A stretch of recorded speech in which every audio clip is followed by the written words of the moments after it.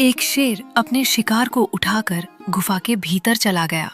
तभी गुफा के बाहर से उसे किसी के आने की आहट सुनाई दी। अरे, ये कैसी अजीब आवाज थी? आखिर ये आवाज किसने निकाली? शेर शिकार छोड़कर बाहर निकला। तभी झाड़ियों में सरसराहट हुई। वो धीरे धीरे झाड़ियों की ओर बढ़ा, लेकिन पास पहुंचते ही सब शांत हो गया। ये देखकर शेर घबरा गया। अरे बाप रे, झाड़ियां फिर से हिलने लगी। यहाँ से निकलना ही ठीक रहेगा, कहीं फिर कोई अनजान मुसीबत पूरे जंगल में अफरा तफरी ना मचा दे। शेर सिंह फौरन गुफा के अंदर पहुंचा, मगर उसका लाया हुआ शिकार वहां नहीं था। चारों तरफ बस एक अजीब सी गंध फैली हुई थी। अरे, मेरा शिकार आखिर गया कहाँ? अभी तो मैंने इसे यही रखा था। और ये कैसी अजीब बदबू फैल रही है। लगता है जैसे किसी सड़ी हुई चीज की तेज गंध हो। अरे तू भी कैसी बातें कर रहा है? जैसे तेरे मुंह से कोई फूलों की खुशबू आती हो। तेरी सांस से भी अच्छी खासी बदबू आ रही है। कभी ठीक से दांत साफ कर लिया कर, वरना शिकार का सारा मजा ही खराब हो जाता है। शेर फौरन गुफा से बाहर निकला, लेकिन वहां दूर दूर तक कोई दिखाई नहीं दिया। वो हैरान होकर बोला, आखिर कौन था? मुझे खूब बेवकूफ बनाकर चला गया, ऊपर से मेरा शिकार भी ले उड़ा। बस एक बार सामने आ जाए, फिर उसे सबक जरूर सिखाऊंगा। एक दिन एक लोमड़ी अपने ठिकाने पर आराम से समय बिता रही थी। अरे वाह, ठंड के मौसम के लिए बढ़िया खाने का इंतजाम हो गया। अब बार बार भोजन की तलाश में नहीं भटकना पड़ेगा। ऊपर से ये सब देखने में भी कितना स्वादिष्ट लग रहा है। उसी समय उसे बाहर से हल्की सी आहट सुनाई दी। वह तुरंत बाहर निकली, लेकिन वहां कोई भी दिखाई नहीं दिया और चारों ओर सन्नाटा था। कौन है वहाँ? ये आवाज कौन कर रहा है? हिम्मत है तो सामने आओ। लोमड़ी कुछ देर तक पुकारती रही, लेकिन उसे कोई जवाब नहीं मिला। जब वो वापस अपने बिल के अंदर पहुंची तो देखकर हैरान रह गई। उसका जमा किया हुआ राशन गायब था। कोई चोर उसका लगभग सारा सामान लेकर फरार हो चुका था। अरे, मेरा तो सब कुछ लुट गया। पूरा का पूरा राशन कोई उठा ले गया। मैंने बड़ी मेहनत से थोड़ा थोड़ा करके सर्दियों के लिए जमा किया था। पता नहीं कौन उसे चुरा कर ले गया। जिसने भी खाया हो उसे चैन से एक कौर भी ना खा पाए। हाय, अब मैं क्या करूं? दूसरे दिन लोमड़ी रोते रोते शेर सिंह के पास पहुंची और उसे अपनी पूरी परेशानी बताने लगी। शेर सिंह, मैंने बड़ी मेहनत से सर्दियों के लिए थोड़ा थोड़ा करके भोजन जमा किया था, लेकिन किसी चोर ने आकर सब कुछ उठा लिया। मेरे लिए एक भी चीज नहीं छोड़ी। अरे, इसके यहाँ भी चोरी हो गई। अगर मैंने बता दिया कि मेरे साथ भी यही हुआ था और चोर मुझे बेवकूफ़ बनाकर चला गया, तो मेरी बड़ी किरकिरी हो जाएगी। बेहतर है अभी इसे हिम्मत दूं। फिर शेर सिंह बोला, ये तो सचमुच बड़ा नुकसान हुआ, लेकिन घबराओ मत। मैं अपने एक भरोसेमंद साथी को भेजता हूँ।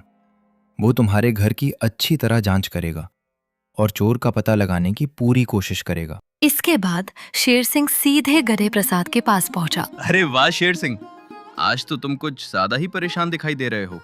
आखिर बात क्या है? जंगल में लगातार चोरियां हो रही हैं। कल किसी ने लोमड़ी के घर से उसका सारा जमा किया हुआ राशन उड़ा लिया और उससे एक रात पहले मेरे ठिकाने से मेरा शिकार भी गायब हो गया।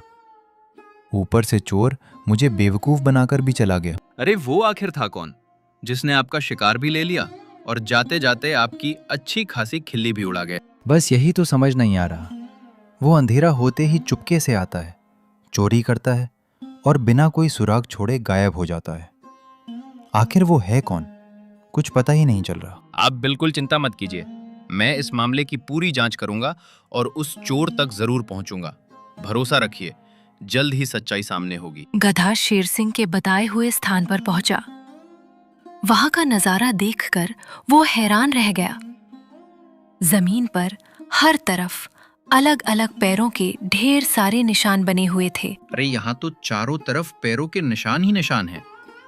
आखिर चोर एक था या कई लोग मिलकर आए थे? अब समझ ही नहीं आ रहा कि किस निशान के पीछे जाऊं। गधा एक पैरों के निशान को चुनकर उसके पीछे चल पड़ा।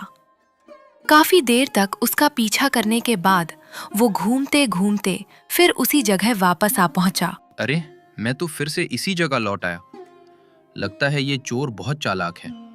इसने ऐसा कोई सुराग ही नहीं छोड़ा जिससे पता चल सके कि चोरी किसने की है। आखिरकार थक कर गधा वहां से लौट गया। कई दिन बीत गए, लेकिन उसके हाथ कोई सुराग नहीं लगा। वो शेर सिंह के पास भी कोई पक्का सबूत लेकर नहीं पहुंच सका। ये देखकर परेशान शेर सिंह खुद ही गधे प्रसाद से मिलने निकल पड़ा। गधे प्रसाद, मैंने तुम्हें चोर का पता लगाने की जिम्मेदारी दी थी, फिर अब तक कोई खबर क्यों नहीं मिली? आखिर जांच कहाँ तक पहुंची? शेर सिंह, वो चोर बहुत चालाक निकला। मैंने उसके पैरों के निशानों का पीछा किया, लेकिन घूमते घूमते फिर वहीं पहुंच गया जहां से मैंने तलाश शुरू की थी। सुनो गधे, वो चोर लगातार वारदात कर रहा है। अब उसे किसी भी कीमत पर पकड़ना होगा। आज रात हम दोनों पहरा देंगे और पता लगाएंगे कि आखिर चोरी करने वाला कौन है। ठीक है, लेकिन आपको याद है ना, एक बार लकड़बग्घे का पीछा करते करते आप बेहोश हो गए थे और आपको उठा के मैं लाया था। रात के समय गधा और शेर झाड़ियों के पीछे छिपकर निगरानी कर रहे थे। चारों ओर गहरा सन्नाटा था। तभी अचानक एक तेज हुंकार जैसी आवाज सुनाई दी। दोनों कुछ पल के लिए सतर्क होकर चुप बैठे रहे गार्ड। तभी उनके सामने से 3 जंगली कुत्ते गुजरते दिखाई दिए। शेर सिंह, ये कौन है और इस जंगल में क्या कर रहे हैं? कहीं चोरी करने वाले यही तो नहीं? आइए चुपचाप इनके पीछे चलते हैं और पता लगाते हैं। ये जंगली कुत्ते लग रहे हैं। लगता है बिना बुलाए हमारे जंगल में आ घुसे हैं। इन्हें देखकर ऐसा लगता है कि किसी दूसरे जंगल से आए हैं। जल्दी चलो, चुपचाप इनके पीछे चलते हैं और देखते हैं कि ये क्या करने वाले हैं। दोनों उनका पीछा करते करते एक खुले मैदान तक पहुंच गए, लेकिन वहां पहुंचते ही जंगली कुत्ते कहीं दिखाई नहीं दिए। चारों तरफ गहरा सन्नाटा छाया था। तभी अचानक शेर सिंह को पीछे से किसी ने आवाज दी। अरे शेर सिंह, उधर क्या देख रहे हो? जरा पीछे मुड़ो, हम तो यहीं खड़े हैं। तुम लोग यहाँ किस लिए आए हो? इस जंगल में तुम्हारा कोई काम नहीं है। ये जगह तुम्हारे रहने की नहीं है, इसलिए बेहतर होगा कि यहाँ से चले जाओ। तुम्हें सच में लगता है कि तुम्हारी एक बात सुनकर हम ये जंगल छोड़ देंगे? ऐसा बिल्कुल नहीं होने वाला। तुम लोग लगातार परेशानी खड़ी कर रहे हो। बेहतर है अभी शांति से यहाँ से निकल जाओ, नहीं तो तुम्हें इसका अंजाम भुगतना पड़ेगा। शेर सिंह, हमें हल्के में मत लो। हमारा सामना करना तुम्हारे लिए आसान नहीं होगा। बेहतर यही है कि लड़ाई की जगह समझौता कर लिया जाए। जो भी मिलेगा उसका आधा हिस्सा तुम्हारा और आधा हमारा। लगता है तुम समझाने से नहीं मानोगे। अब तुम्हें अपने किए का नतीजा भुगतने के लिए तैयार रहना होगा। उसी समय एक एक करके कई जंगली कुत्ते वहां पहुंच गए। कुछ ही पलों में उन्होंने शेर सिंह और गधे प्रसाद को चारों ओर से घेर लिया। ये देखकर शेर सिंह के चेहरे पर चिंता साफ दिखाई देने लगी। गधे प्रसाद, जल्दी कुछ सोचो। मुझसे जोश में आकर जरा ज्यादा बोल लिया गया। इतने सारे कुत्तों का सामना करना हमारे बस की बात नहीं है। कोई बढ़िया उपाय बताओ। मेरे दिमाग में एक योजना है। मैं 1, 2, 3 गिनूंगा और फिर हम दोनों एक साथ यहां से भाग निकलेंगे। तैयार रहो। 1, 2, 3, भागो। दोनों तुरंत भागने लगे। सबसे आगे शेर सिंह और गधा प्रसाद थे और उनके पीछे जंगली कुत्तों का झुंड दौड़ रहा था। कुत्तों ने उनका काफी दूर तक पीछा किया और उन्हें जंगल के अंदर तक दौड़ा दिया। किसी तरह जान बच गई, वरना आज तो हमारी हालत बहुत खराब हो जाती और मुश्किल खड़ी हो जाती। जान तो बच गई, लेकिन मेरी इज्जत का क्या होगा? मैं शेर हूं और कुत्तों से डरकर भाग आया। अब जंगल के बाकी जानवर क्या सोचेंगे कि शेर सिंह डरपोक और कमजोर है, जो 2-4 कुत्तों से भी भाग गया। सुनो मेरे साथियों, अब हमें किसी से डरने की जरूरत नहीं है। जंगल का राजा शेर सिंह भी हमसे डरकर भाग चुका है। अब हम इस जंगल में बेखौफ होकर अपना दबदबा बना सकते हैं और जो चाहे कर सकते हैं। अब उन कुत्तों के हौसले और बढ़ गए थे। वे जंगल में मनमानी करने लगे। किसी के घर पर कब्जा कर लेते, शिकार छीन लेते, राशन चुरा लेते और बिना वजह दूसरों को परेशान करने लगे। इससे पूरे जंगल के जानवर बहुत परेशान हो गए। अरे, हमसे ही गलती हो गई जो इस जंगल में आ गए। सुन रखा था कि यहाँ का राजा शेर सिंह बहुत बहादुर है और उसके साथी काफी समझदार हैं, लेकिन असल में तो सब डरपोक निकले। सही बात है, वो तो मामूली से कुत्तों का भी सामना नहीं कर पा रहा है। खुद को जंगल का राजा कहता है, लेकिन असल में तो बस नाम का ही शेर है। दिमाग भी बिल्कुल खाली है। लगता है गधे की संगत का असर उस पर भी पड़ गया है। अब अपने फैसले खुद लेने के बजाय वो हर बात में गधे की सलाह मानता है। गधा जैसा कहता है, शेर सिंह भी वैसा ही करने लगता है। थोड़ी दूर खड़ा शेख ऊंट उनकी पूरी बातचीत सुन रहा था। वो कुछ ही समय पहले दुबई की यात्रा से वापस जंगल लौटा था। अरे मैं तो कुछ दिनों के लिए जंगल से बाहर क्या गया, यहाँ तो सब कुछ बदल गया। आखिर सभी जानवर शेर सिंह के खिलाफ क्यों हो गए, और ये कुत्तों की चर्चा किस बारे में हो रही है? लगता है मुझे तुरंत शेर सिंह से मिलना होगा। ये सोचकर ऊंट बिना देर किए सीधे शेर सिंह के पास जा पहुंचा। शेर सिंह, आखिर जंगल में ये सब क्या हो रहा है? सभी जानवर आपके विरोध में क्यों बातें कर रहे हैं, और ये जंगली कुत्ते कहाँ से आ गए? मुझे पूरी बात बताइए। शेर सिंह ने ऊंट को शुरू से आखिर तक पूरी घटना बता दी। सारी बात सुनकर ऊंट भी गहरी चिंता में पड़ गया। गधे मियाँ, तुम तो बड़े समझदार माने जाते हो। कोई ऐसी तरकीब सोचो जिससे ये कुत्ते जंगल छोड़कर चले जाएं और शेर सिंह की पहले जैसी धाक फिर से कायम हो जाए। मेरे दिमाग में अभी कोई पक्का उपाय नहीं आ रहा। उनकी तादाद भी बहुत ज्यादा है और वे काफी चालाक भी हैं। हमारी हर चाल को वे जल्दी समझ जाते हैं। लगता है इस बार मुझे ही आगे बढ़ना होगा। मैं उनके बीच जाकर उनकी सबसे बड़ी कमजोरी पता लगाने की कोशिश करूंगा। अगर मेरे साथ कुछ भी हो जाए तो तुम दोनों मेरी बहादुरी की कहानी हमेशा सबको सुनाना। ठीक है, मैं तुम्हारी एक दो कहानी तैयार करके रखता हूँ कि आने वाले बच्चों को याद रहेगा कि शेख ऊंट ने इस जंगल के लिए अपनी शहादत दी है। अगली सुबह ऊंट सीधे जंगली कुत्तों के झुंड के पास पहुंचा। उसे देखते ही सभी कुत्तों की नजरें उसी पर टिक गईं और उनके मन में लालच जाग उठा। अरे वाह, इतना बड़ा जानवर तो हमने पहले कभी नहीं देखा। इसे देखकर लगता है कि इससे कई दिनों का पेट भर जाएगा। आज तो सच में बड़ा बढ़िया शिकार हाथ लग सकता है। तुम यहाँ किस काम से आए हो? क्या तुम्हें पता नहीं कि ये इलाका हमारे कब्जे में है? यहाँ वही होता है जो हम चाहते हैं। क्या तुम्हें इसकी खबर नहीं थी? मुझे तुम्हारे सरदार से मिलना है। मैं दूर देश से आया हूँ। बताओ, तुम्हारा मुखिया कहाँ है? मुझे उसी से जरूरी बात करनी है। मैं ही इस झुंड का मुखिया हूँ। पूरे दल की जिम्मेदारी मेरे ऊपर है और सभी मेरी बात मानते हैं। अब बताओ, तुम किस मकसद से यहाँ आए हो? मैं दूर दूर घूमकर वीर योद्धाओं और ताकतवर सरदारों की कहानियां लोगों तक पहुंचाता हूं। मैंने यह भी सुना कि तुम लोगों ने जंगल के राजा शेर सिंह को पीछे हटने पर मजबूर कर दिया। इसलिए मैं तुम्हारी कहानी सुनने और उसे आगे फैलाने आया हूं। हाँ, ये बात बिल्कुल सही है। उसी दिन के बाद से वह मेरे सामने आने की हिम्मत नहीं करता। मुझे देखते ही पीछे हट जाता है, इसलिए अब इस इलाके में नजर भी नहीं आता। वाह, तुम्हारी बहादुरी की चर्चा सचमुच कमाल की है। मेरी एक छोटी सी विनती है, अगर इजाजत दो तो मैं कुछ दिन तुम्हारे साथ रहना चाहूंगा। मैं तुम्हारी जीत की कहानी लिखकर दूर दूर तक सुनाना चाहता हूं, ताकि सब जान सकें कि तुमने जंगल के राजा को पीछे हटने पर मजबूर कर दिया। सरदार कुत्ता हंसते हुए बोला, जरूर, जितने दिन चाहो हमारे साथ रहो। मेरी बहादुरी को अच्छी तरह देखो और ऐसी शानदार कहानी लिखना कि हर जगह मेरा नाम हो। यह भी लिखना कि जब तक मैं यहां रहा, शेर सिंह इस इलाके में आने की हिम्मत नहीं कर पाया। मेरा नाम सुनते ही वह दूर ही रहता था। ऊंट ने बड़ी समझदारी से उनके झुंड में अपनी जगह बना ली और चुपचाप सबकी हरकतों पर नजर रखने लगा। कई दिन तक वह ध्यान से उन्हें देखता रहा। फिर एक दिन जब सभी कुत्ते एक साथ बैठकर खाना खा रहे थे, तभी उसे एक अहम सुराग मिल गया। अच्छा, तो इनकी ताकत का राज यही है। सबसे पहले मुझे इसी ताकत को कमजोर करना होगा, फिर ये अपने आप हार जाएंगे। अगले दिन ऊंट सीधे सरदार के पास पहुंच गया। सरदार, तुम यह क्या कर रहे हो? क्या तुम ही इन सब के मुखिया हो?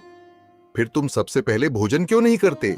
हम कुत्ते हैं, इसलिए अपना भोजन आपस में बांटकर ही खाते हैं।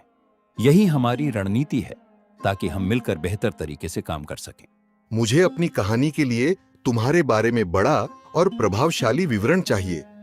तुम्हें एक ताकतवर और बहादुर सरदार के रूप में दिखाना है। अगर तुम सबके साथ बराबर बैठकर खाना खाओगे, तो लोग कैसे समझेंगे कि तुम ही इनके नेता हो? तो फिर ऐसा करते हैं, पहले तुम सबको खाना खाने दो, उसके बाद मैं भोजन करूंगा। और तुम अपनी कहानी में यह लिखना कि मैं कितना दयालु और समझदार सरदार हूं, जो अपने साथियों को पहले खाने देता है और खुद बाद में भोजन करता है। गधे ने सच ही कहा था। ये कुत्तों का सरदार काफी समझदार निकला। अभी इसकी बात मान लेती हूं, फिर आगे देखा जाएगा कि क्या करना है। वाह, क्या शानदार योजना है। इसी तरह मैं तुम्हें अपनी कहानी में एक महान नेता के रूप में लिख दूंगी। अगले दिन ऊंट एक योजना बनाकर फिर से कुत्तों के झुंड के पास पहुंच गया। अरे, तुम सब इतना कम क्यों खाते हो? लगता है तुम लोग सरदार के लिए खाना बचाकर रखते हो, कहीं उसके हिस्से में कमी न पड़ जाए। हाँ, वह हमारा सरदार है। वह हमेशा हम सब के बाद भोजन करता है, इसलिए हम यही सोचते हैं कि कहीं उसके लिए खाना कम न पड़ जाए। नहीं, ऐसा बिल्कुल नहीं होगा, बल्कि वे तो इससे बहुत खुश होंगे।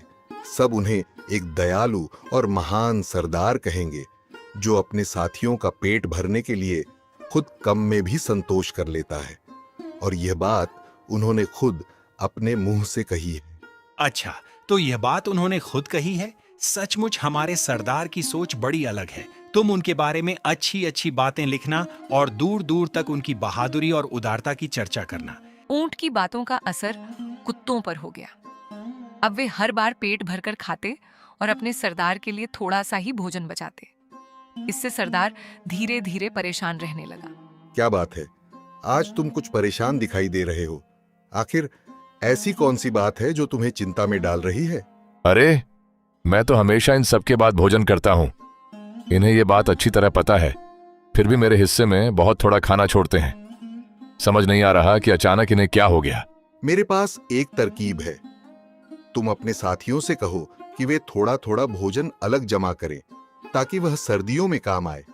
फिर जब भी तुम्हें भूख लगे, तुम चुपचाप वहीं से खा लेना। किसी को इसकी भनक भी नहीं लगेगी।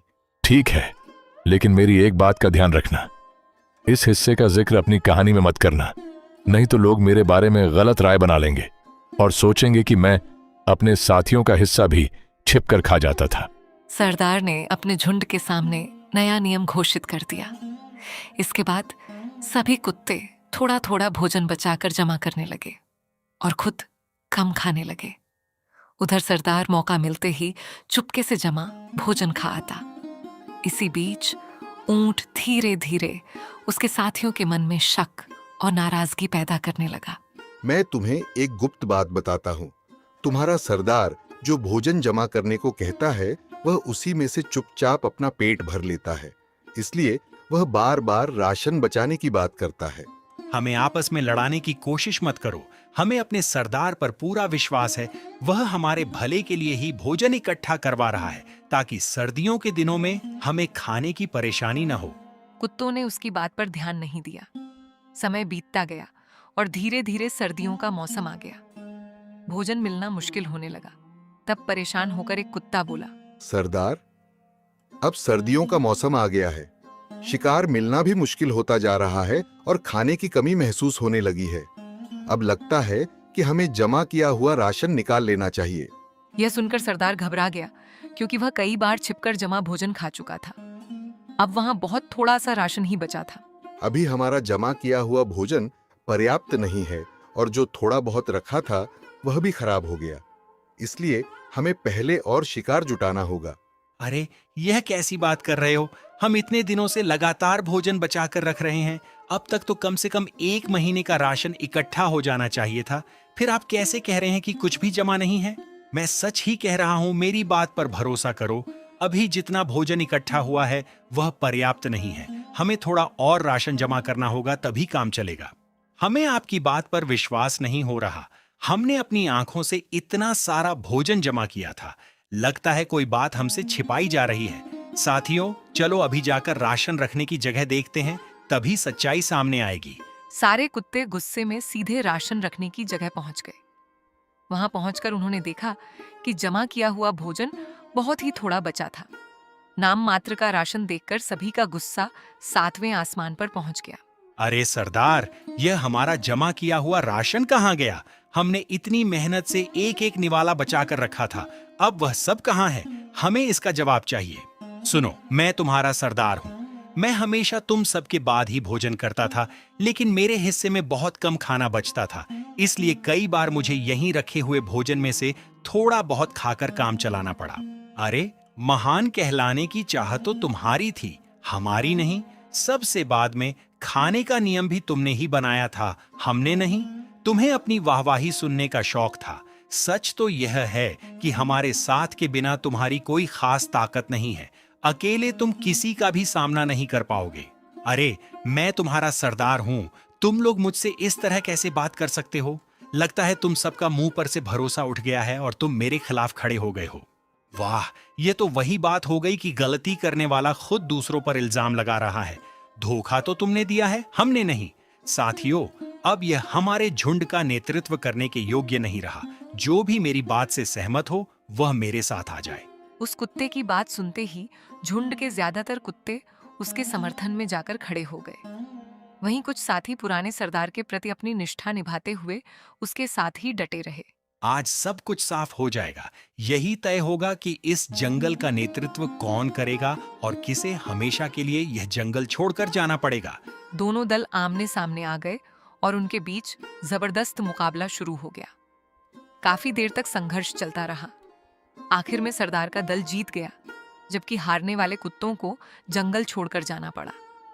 तभी वहां शेर सिंह, गधा प्रसाद और ऊंट भी पहुंच गए। अरे शेख ऊंट, तुम यहाँ और शेर सिंह के साथ? अब समझ आया, तुम कोई कहानी सुनाने वाले नहीं थे, तुम तो शेर सिंह के साथ ही निकले। तुमने तो बड़ी चालाकी से हमें अपने जाल में फंसा दिया। अब समझ में आया सरदार, जब सामने वाले की ताकत ज्यादा हो तब सिर्फ बल से नहीं बल्कि बुद्धि से काम लिया जाता है। आखिरकार सबसे बड़ी शक्ति समझदारी और सही समय पर सही योजना बनाने की होती है। आज मैं तुम लोगों को हराकर अपनी खोई हुई इज्जत वापस हासिल करूंगा। बहुत दिनों से जो अपमान सहा है उसका हिसाब आज यहीं पूरा होगा। शेर सिंह ने बिना देर किए तुरंत हमला कर दिया। पिछली भिड़ंत की वजह से कुत्ते पहले से ही थके हुए थे, इसलिए वे ज्यादा देर तक उसका मुकाबला नहीं कर सके। थोड़ी ही देर में वे अपनी जान बचाने के लिए एक एक करके वहां से भागने लगे।